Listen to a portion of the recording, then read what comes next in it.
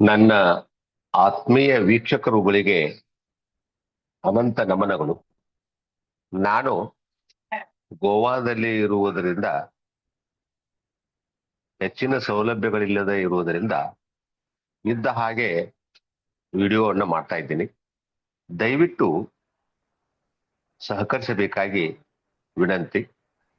ಗಿಲ್ಲಿ ಅವರು ಇಷ್ಟು ದಿನ ಮಾಡಿದ ಕಾರ್ಯಕ್ಕಿಂತಲೂ ಇದು ಹೆಚ್ಚು ಅದ್ಭುತವಾದಂತಹ ಮತ್ತು ಅವಶ್ಯಕವಾದಂತಹ ಮತ್ತು ಮಾನವೀಯತೆಯನ್ನು ಹೊಂದಿರತಕ್ಕಂತಹ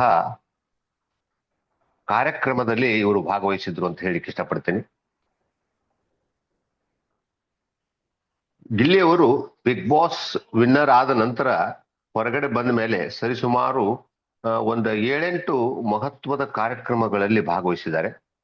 ಅದರಲ್ಲಿ ಆ 7-8 ಮೀರಿಸುವಂತಹ ಒಂದು ಉತ್ತಮ ಕಾರ್ಯ ಅಂದ್ರೆ ಮೈಸೂರಿನ ವಿಕಲಚೇತನರ ಶಾಲೆಗೆ ಭೇಟಿಯನ್ನ ಕೊಟ್ಟಿದ್ದು.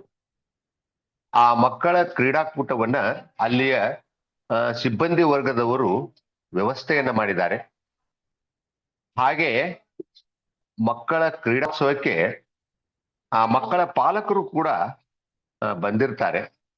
ಆ ಸಂದರ್ಭದಲ್ಲಿ ನಮ್ಮ ಗಿಲ್ಲಿ ಅವರನ್ನ ಕರೆಸಿದ್ದಾರೆ ಆ ಕಾರ್ಯಕ್ರಮಕ್ಕೆ. ಗಿಲ್ಲಿ ಅವರು ಒಪ್ಪುಕೊಂಡು ಹೋಗಿ ಮಕ್ಕಳೊಂದಿಗೆ ಮಗುವಾಗಿ ಅವರೊಂದಿಗೆ ಬೆರೆತು ಅವರನ್ನ ಮಾತನಾಡಿಸಿ ತನ್ನ ಒಂದು ಸೌಜನ್ಯವನ್ನ ತನ್ನ ಪ್ರೀತಿಯನ್ನ ಮಕ್ಕಳ ಮೇಲೆ ತೋರಿ ಜೊತೆಗೆ ಅವರ ಎಲ್ಲಾ ಕ್ಯಾಪುಗಳಿಗೆ ತಮ್ಮ ಹಸ್ತಾಕ್ಷರಗಳನ್ನ ಹಾಕಿ ಕೊಟ್ಟು ಅಲ್ಲಿಯ ಪಾಲಕರು, ಸಿಬ್ಬಂದಿ ವರ್ಗದವರು ಮತ್ತು ಮಕ್ಕಳನ್ನ ಸಂತೋಷ ಪಡಿಸುವಂತಹ ಮಹತ್ವದ ಕಾರ್ಯವನ್ನು ಮಾಡಿದ್ದಾರೆ. ಅದನ್ನ ನಾವು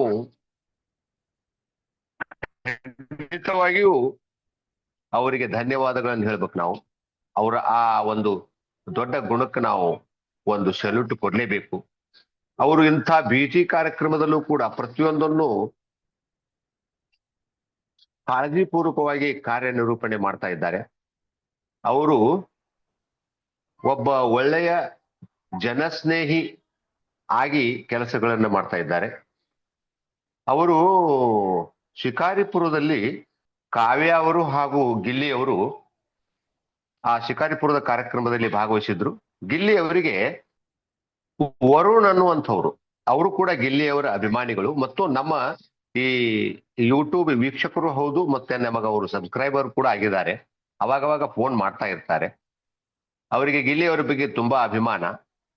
ಆ ವರುಣ್ ಅವರು ಶಿಕಾರಿಪುರದ ಕಾರ್ಯಕ್ರಮದಲ್ಲಿ ಗಿಲ್ಲಿ ಅವರನ್ನ ಭೇಟಿಯಾಗಿ ಒಂದು ಹೋರಿ ಎತ್ತಿನ ಒಂದು ದೊಡ್ಡ ಫೋಟೋವನ್ನ, ಅದೊಂದು ಪವಿತ್ರವಾದಂತಹ ಫೋಟೋ ಅಂತ ಅವ್ರು ಹೇಳಿದ್ರು, ನನಗೆ ಫೋನ್ ಮಾಡಿದ್ರು ಇವತ್ತೆ.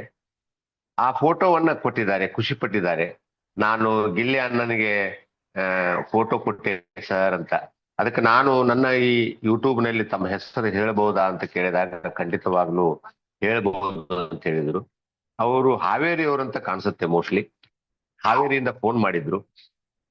ಅಂದ್ರೆ ಗಿಲ್ಲಿ ಅವ್ರ ಬಗ್ಗೆ ಮತ್ತು ಕಾವ್ಯ ಅವ್ರ ಬಗ್ಗೆ ಜನರ ಈ ಒಂದು ಒಳ್ಳೆಯ ಅಭಿಪ್ರಾಯ ಅನ್ನೋದೇನದಲ್ಲ, ಇದು ಬಹಳ ವಂಡರ್ಫುಲ್ ಆಗಿ ಮತ್ತು ಬಹಳ ಆಳವಾಗಿ ಬೇರೂರು ಬಿಟ್ಟ್ಯದ.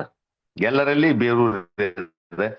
ಅವರು ಇದೇ ರೀತಿಯಾಗಿ ಒಳ್ಳೆಯ ಜೀವನವನ್ನ ಸಾಗಿಸ್ಲು, ಜನಹಿತ ಜನ ಸೇವೆಯನ್ನ ಮಾಡ್ತಕ್ಕಂತಹ ಕಾರ್ಯಕ್ರಮವನ್ನ ಮ್ಯಾಲಿನ ಮೇಲೆ ಕೊಡ್ತಾ ಇರ್ಲಿ. ಮತ್ತು ಅವ್ರ ಬಗ್ಗೆ ಬಹಳ ಜನ ಫೋನ್ ಮಾಡಿದವ್ರಲ್ಲ ಏನ್ ಹೇಳ್ತಾರಂದ್ರ 2 ಮುಖ್ಯವಾದ ಸುದ್ದಿ ವಿಷಯ ಹೇಳ್ತಾರೆ. ಒಂದು, ಕಾವ್ಯ ಅವ್ರನ್ನ ಅವ್ರು ಯಾವಾಗ ಮದುವೆ ಆಗ್ತಾರೆ ಅಂತ ಕೇಳ್ತಾರೆ ನನಗ.